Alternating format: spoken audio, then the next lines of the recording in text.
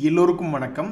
இன்னைக்கு global markets எல்லாம் ரொம்ப பாசிட்டிவாக இருந்தாலும் நம்மளுடைய மார்க்கெட் கொஞ்சம் தடுமாற்றமாக தான் இருக்குது. இருந்தாலும் ஏதோ பரவாயில்ல, லோ ரேஞ்சிலேருந்து ஒரு 150 பாயிண்ட் பக்கம் ரெக்கவரி ஆயிருக்கே அப்படின்ற மாதிரி ஒரு சின்ன சந்தோஷம்தான்.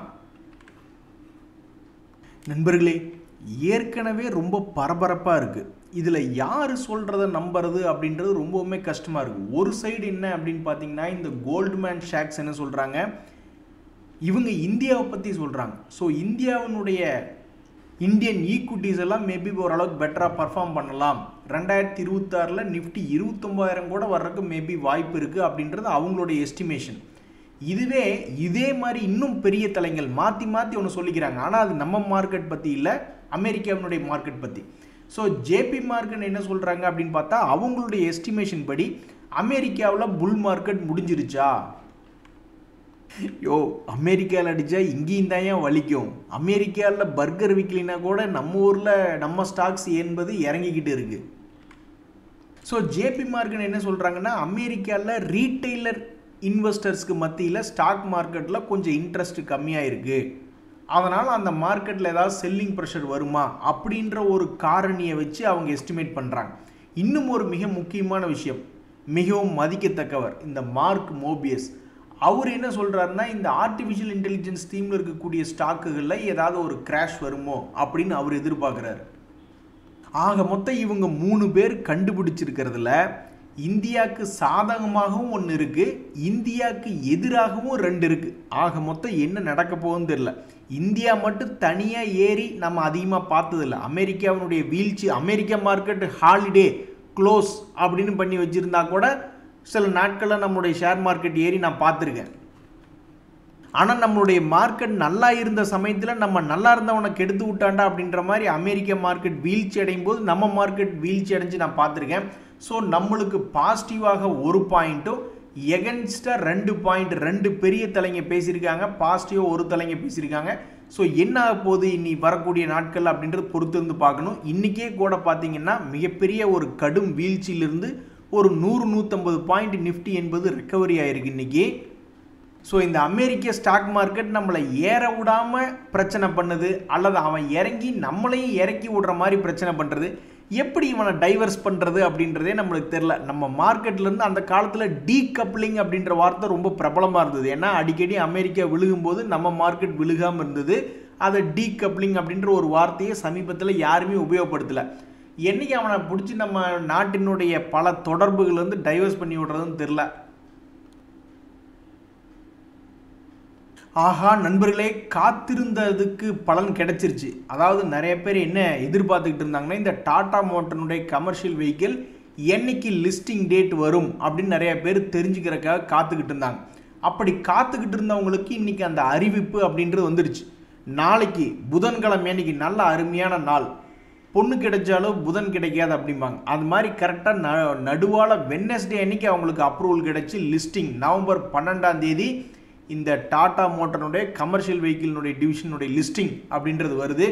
இது ஒரு நல்ல செய்தி தான். ஏன்னா இவ்வளவு நாள் என்னைக்கு லிஸ்டிங் ஆகுன்னு தெரியாமல் இருந்தது. ஆனால் இவ்வளவு பெரிய ஒரு செய்திகள் வரும்பொழுது இந்த டாடா மோட்டருடைய பேசஞ்சர் வெஹிக்கிள் அப்படின்றதுனுடைய ஸ்டாக் இன்னைக்கு 1.5% இறங்கி தான் கிடக்குது. சொல்லுங்கள், எப்போ தான் உங்களுக்கு ஒரு நல்ல காலம் வரும்? வேணா கார்த்திகை 1ஆம் தேதி விளக்கேற்றி கும்பிட்டுமா அப்படின்னு விளக்கு பூஜை செய்யலாமான்னு கூட பல பேர் பார்த்துக்கிட்டு இருக்காங்க. இந்த டாடா மோட்டர் ஷேரில் டேர்ன் அரவுண்ட் அப்படின்றது என்றைக்கு நடக்கும்? எல்லா பங்குலையுமே என்றைக்காவது ஒரு நாள் ஏறத்தானே செய்கிறான். நீங்கள் கூட இப்போ பார்த்துருப்பீங்க சமீபத்தில் இந்த நெட்வெப் அப்படின்ற ஒரு பங்கு லோ ரேட்லேருந்து 100% மேலே ஏறி வந்தான். இந்த தங்கமயில் அப்படின்ற பங்கு இவ்வளோ நாள் சும்மா இருந்துட்டு திடீர்னு கடைசி ரிசல்ட் வந்ததுக்கப்புறம் 2-3 நாளில் 50% பக்கம் ஏறினான். அது மாதிரி ஒரு டேர்னிங் பாயிண்ட் என்பது எப்போ தான் வரும்?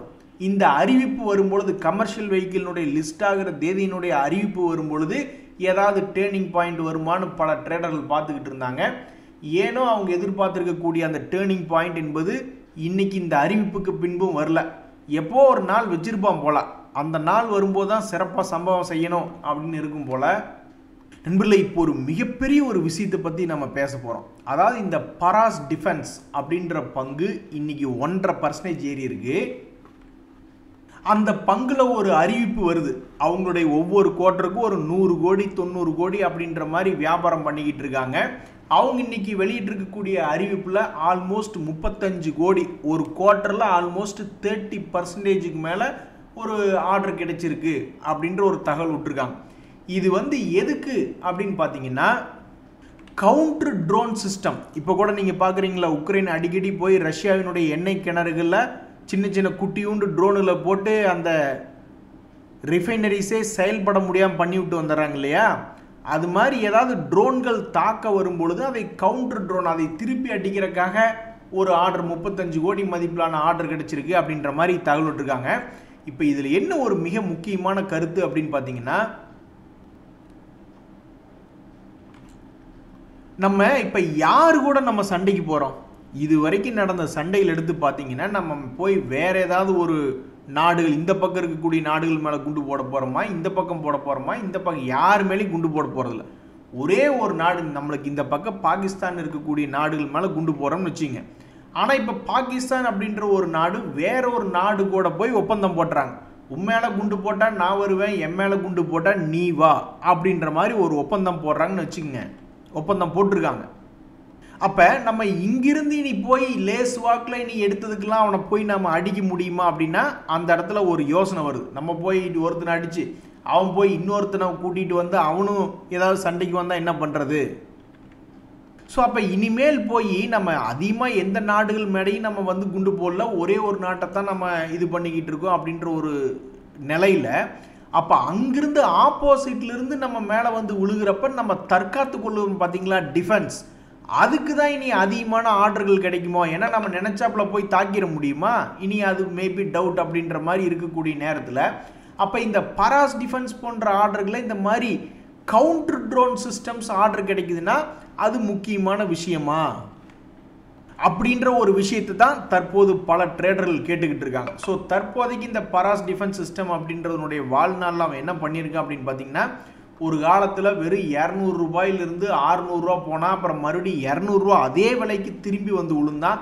அப்புறம் மறுபடியும் 200 to 800 போனால் மறுபடியும் பயப்படும்படியாக 400ன்னு இறங்கினா, மறுபடியும் 1000, மறுபடியும் 700ன்னு வந்திருக்கக்கூடிய நேரத்தில், ரொம்ப வாலட்டிலிட்டியாக இருக்கக்கூடிய இந்த நேரத்தில் இந்த பங்கில் இப்படி ஒரு 35 கோடிக்கு ஒரு மிகப்பெரிய ஒரு ஆர்டர் கிடைச்சிருக்கு. ஒரு குவார்ட்டர்லேயே ஆல்மோஸ்ட் 30% மதிப்பிலான நம்மளுடைய மினிஸ்ட்ரி ஆஃப் டிஃபென்ஸ்லேருந்து ஆர்டர் கிடைச்சிருக்கு அப்படின்ற ஒரு தகவல் மிக முக்கிய தகவலாக இருக்குது. ஸோ இனி டிஃபென்ஸ் ஸ்டாக்லேயே சமீபத்தில் இந்த டிஃபென்ஸ் செக்டர் தான் கொஞ்சம் நல்லா இருந்தான். மேலே தொடர்ந்து ஏறினா, இறங்கினாலும் திரும்பி ஏறினா, ரொம்ப வால்டிலிட்டியாக இருந்தது. அப்போ இனிமேல் டிஃபென்ஸ் ஸ்டாக்லேயே இனி ரெண்டாக பிரிஞ்சிருமா? நம்ம போய் தாக்குதல் பண்ணக்கூடிய ஏவுகணைகள் சம்பந்தப்பட்ட ஆர்டர்கள், அந்த ஆர்டர்களுடைய வரத்து இனிமேல் அதிகமாக இருக்குமா? அல்ல இந்த மாதிரி கவுண்டர் ட்ரோன் சிஸ்டம்ஸ் அந்த மாதிரி பாதுகாப்பாக இருக்கக்கூடியதில் அதிகமாக இனிமேல் ஆர்டர் வருமா அப்படின்ற ஒரு தெளிவுன்னு போக போக அடுத்து வரக்கூடிய நாட்களில் தான் தெரிய வரும். நான் இப்போ ஒரு விஷயம் சொல்ல போகிறேன், அதை கேட்டு அப்படியே ஷாக் ஆயிடுவீங்க. இந்த பஜாஜ் குரூப்பை இன்னைக்கு போட்டு திணற அடிச்சுக்கிட்டு இருக்காங்க. அவங்க 2 பேர் மட்டும் அந்த பஜாஜ் குரூப் பங்குகள் ஆல்மோஸ்ட் ஒரு 60 பாயிண்ட்டுகளை நம்மளுடைய நிஃப்டியில் இன்னைக்கு இறக்கி விட்டுருக்காங்க. ஒருவேளை இவன் 60 பாயிண்ட் இறங்காமல் இன்னைக்கு இவனு 2 பேர் சேர்ந்து ரிசல்ட்டினுடைய, பஜாஜ் ஃபினான்ஸினுடைய ரிசல்ட்டினுடைய காரணத்தினால தான் இப்படி அடிச்சிருக்காங்க. ஒருவேளை இறங்காமல் 2 பேர் 60 பாயிண்ட் ஏற்றி விட்டுருந்தா, இப்போ இவ்வளவு கஷ்டமான சூழ்நிலையிலையும் நம்மளுடைய நிஃப்டி இன்னைக்கு 120 பாயிண்ட் ப்ளஸில் இருக்கும். ஆனாலும் பாருங்கள், இன்றைக்கி என்ன ஒரு துரதிருஷ்டவசம் அப்படின்னு பார்த்தீங்கன்னா, வேறு எந்த பங்குகளுமே பெருசாக இறங்கலை. இன்றைக்கின்னு பார்த்து பஜாஜ் குரூப்பினுடைய ரிசல்ட் இம்பேக்ட் அப்படின்னு சொல்லிட்டு 60 பாயிண்ட் இன்றைக்கி அவங்க இறங்கியிருக்காங்க. ஒருவேளை அவங்க -60 போகாமல் +60ன்னு வந்திருந்தா நம்மளுடைய நிஃப்டி 120 பாயிண்ட்டுக்கு மேலே வந்திருக்கும். என்ன ஒரு சோகமான சம்பவம் அப்படின்னு பார்த்தீங்கன்னா, இன்றைக்கி நிஃப்டி 50 இண்டெக்ஸில் டாப் லூசர்ஸ் அப்படின்ற லிஸ்ட்டில் இவங்க 2 பேர் வந்திருக்கிறது தான். அந்த காலத்திலேருந்தே நிறைய பேர்த்துக்கு தெரியும், இந்த குவார்ட்டர்லி ரிசல்ட் வரும்பொழுது மற்ற பெரிய பங்குகள் கூட பெருசாக யாரும் மேலேயோ கீழேயோ மூவ்மெண்ட் பண்ணுறதில்ல. ஆனால் இந்த பஜாஜ் குரூப் பங்குகள் பெரிய அளவில் அது மேலேயோ கீழேயோ பெரிய அளவில் மூவ்மெண்ட் பண்ணதான் அதிக முறை நடந்திருக்கு. குவார்ட்டர்லி ரிசல்ட்டுக்கு அப்புறம் இந்த முறை இவன் சந்தோஷத்தை கொண்டு வராமல் துக்ககரமாக 7% லைக் ஏ கிராஷ் இன் பஜாஜ் குரூப் அப்படின்ற மாதிரி தான். எவ்வளவு பெரிய பெரிய மியூச்சுவல் ஃபண்டுகள் இந்த பஜாஜ் குரூப் பங்குகளை வச்சுருக்கோம். இன்றைக்கி 7% தன்னந்தனியாளாக இறக்கி விட்டுருக்கான். இருந்தாலும் அவங்கெல்லாம் வந்து எந்த ஒரு பங்குலையும் 2%, 3%, 5%, 10% மேலே வச்சிருக்க மாட்டாங்க. ஸோ யாருடைய பெரிய போர்ட்ஃபோலியோவும் இது அசைச்சு பார்த்துருக்காது தான். ஏன்னா நிறைய பேர் கான்சன்ட்ரேட்டட் போர்ட்ஃபோலியோ வச்சிருக்க மாட்டாங்க.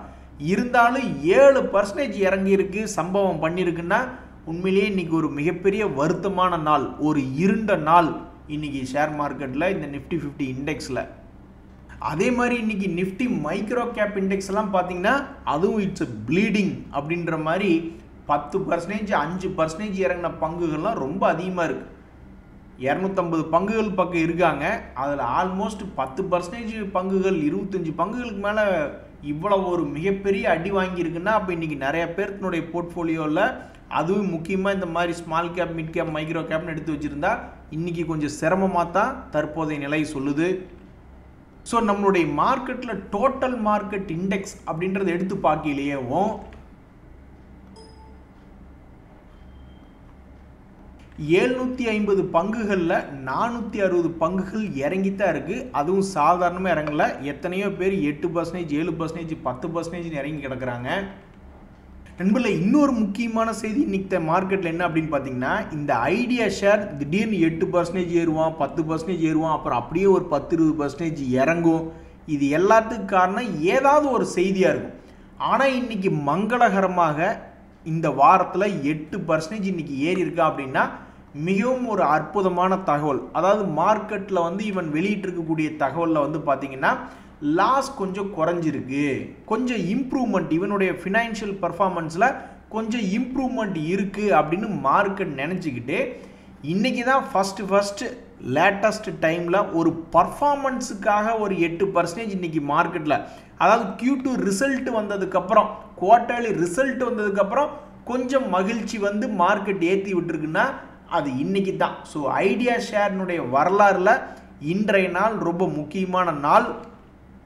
ஏன்னா சும்மா ஏதோ ஒரு நியூஸ் வர்றதுக்கு ஏற்றி விட்டுக்கிட்டு இருப்பாங்க அல்லது இறக்கி விட்டுக்கிட்டு இருப்பாங்க. இன்றைக்கி அதனுடைய Q2 ரிசல்ட்டினுடைய இம்பேக்ட்னால ஒரு 8% ஏறி இருக்குன்னா இது இன்றைக்கி தான் அதுக்கு ஒரு செல்லக்கிளியாக மார்க்கெட் அதை பார்த்துருக்கு.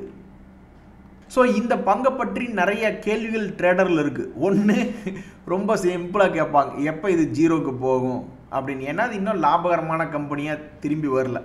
அல்லது இன்னும் சில பேர் என்ன கேட்பாங்கன்னா, இவனுக்கு நல்ல வாழ்க்கை என்னைக்கு திரும்பி வரும், ஸோ கீழே அல்லது மேலே, இப்படி கேட்கக்கூடிய ஆட்கள் இருக்குது. இன்னும் சில பேர் என்ன கேட்பாங்கன்னா, இன்னும் எத்தனை வருஷத்துக்கு இவன் 0 ரூபீஸ்க்கும் 20 ரூபீஸ்க்கும் நடுவில் ஆடிக்கிட்டு இருப்பான் அப்படின்னு கேள்வி கேட்குறவங்களும் இருக்காங்க. ஸோ இந்த பங்கை மறுபடியும் இன்னும் எத்தனை வருஷம் கழிச்சு எடுத்து பார்க்கும் பொழுது என்னவா ட்ரேட் ஆகிட்டு இருக்கும் அப்படின்னு தெரிஞ்சுக்கிறதுல ட்ரேடர்களுக்கு ரொம்ப சுவாரஸ்யமாக இருக்குது. நண்பர்களே, பணம் சம்பாதிக்கிறத பற்றி 2 விஷயங்கள் ஒன்று பார்த்துக்கிட்டு இருந்தேன். இந்த 2 நடந்ததுன்னா நம்மளுக்கு டேஞ்சர் தான்.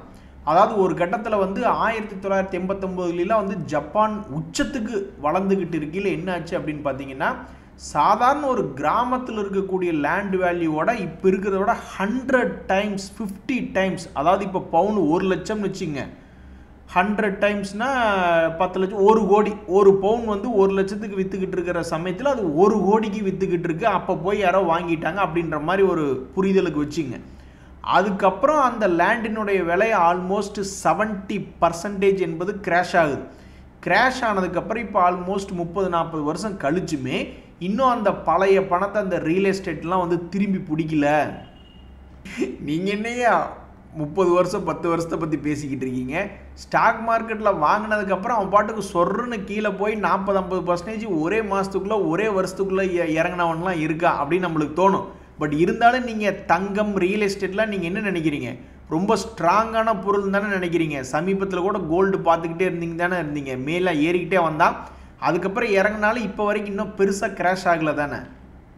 ஸோ இதிலிருந்து நம்ம கற்றுக்கிற பாடம் என்னென்னா, எந்த ஒரு சொத்தினுடைய விலையும் ரொம்ப அதிகமாக நம்ம மனசுக்கு தோணுது அப்படின்னா, நம்ம சொல்கிறோமோ இல்லையோ, இந்த மாதிரி பெரிய பெரிய தலைங்க அவங்க மனசில் தோணுது. ஜேபி மார்கன் சொல்கிறாங்க, மார்க் மோபியை சொல்கிறாங்க, அவங்க மனசில் இப்படி தோணுது. ஏதாவது ஒரு வேளை கிராஷ் வந்துருமோ அப்படின்ட்டு. அதனால் நம்ம திரும்பி சொல்கிறோம், மறுபடி மார்க்கெட் உச்சத்துக்கு வரும்பொழுது இப்போ திடீர்னு பல பங்குகள் தன்னுடைய பழைய ஹையுக்கே திரும்பி வந்துட்டான். எவ்வளோ பர்சன்டேஜ் ஏறி கிட்டத்தட்ட 50%லேருந்து 100%க்கு மேலே ஏறி தன்னுடைய பழைய லோவிலிருந்து பழைய ஹைக்கு எத்தனையோ பேர் திரும்பி வந்துட்டான். அதனால் மறுபடியும் அதே சைக்கிளில் போய் மாட்டிக்காதீங்க. சில பேர் கீழே எடுத்து மேலே விற்றா சந்தோஷம், அல்லது நீங்கள் வாங்கின நேரம் மேலே இருந்து மேலேயே போனால் சந்தோஷம்.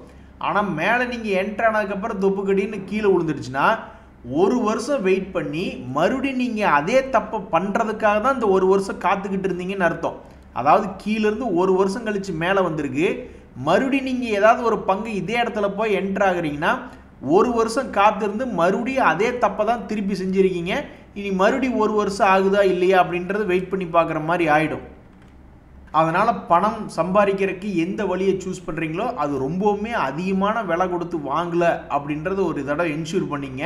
இன்னொரு நண்பருமே என்ன ஒரு பதிவிட்டிருக்காரு அப்படின்னு பார்த்தீங்கன்னா, அமெரிக்காவினுடைய வாழ்க்கையில் என்னத்தைங்க சொத்து சேர்த்து என்னங்க ஆகுது, கடைசியில் பார்த்தோம்னா ஒரு ஃபேமிலி இல்லாமல் பக்கத்து வீட்டில் இருந்த ஒரு நண்பர் இறந்துட்டாரு, கடைசியில் அவருக்கு கூட்டம் யாருமே இல்லை.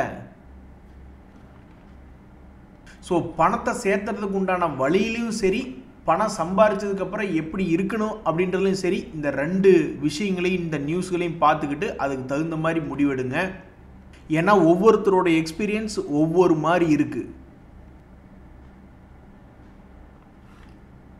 நண்பர்களே, சமீபத்தில் முடிவுகள் தெரியாமல் மேலே போகுதா அல்லது கீழே வருதா அப்படின்ற ஒரு முடிவு தெரியாமல் கரெக்டாக சென்டர் பாயிண்டில் இருக்கக்கூடிய ஒரு 4 பங்குகளினுடைய செய்திகள் தான் இப்போ நம்ம பார்க்க போகிறோம்.